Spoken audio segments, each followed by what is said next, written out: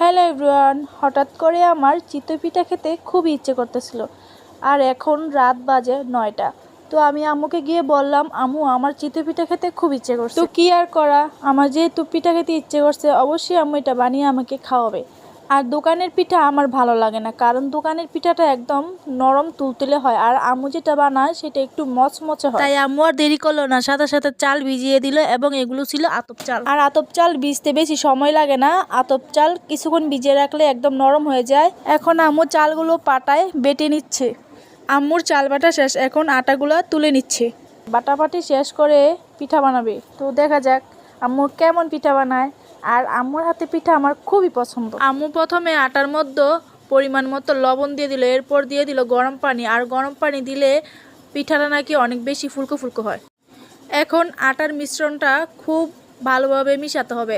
এটা যত মিশাবে তত পিঠাটা সুন্দর হবে, ফুলকো ফুলকো হবে।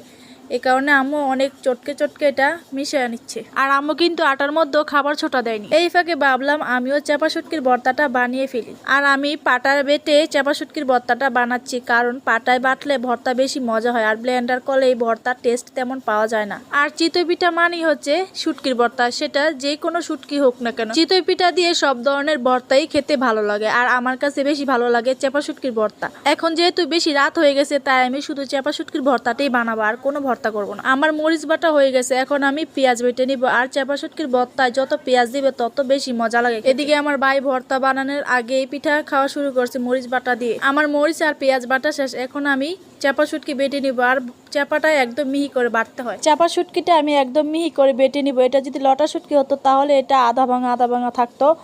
আর এখন চাপা শুটকি, এটার মধ্যে কাটা লাগবে, তাই আমি এটা মিহি করে বেটে নিচ্ছি। আমার চাপা শুটকির ভর্তা বানানো হয়ে গেছে, এখন আমি এটা তুলে আরেকবার পাটায় বেটে নিব, তারপর তুলে ফেলবো।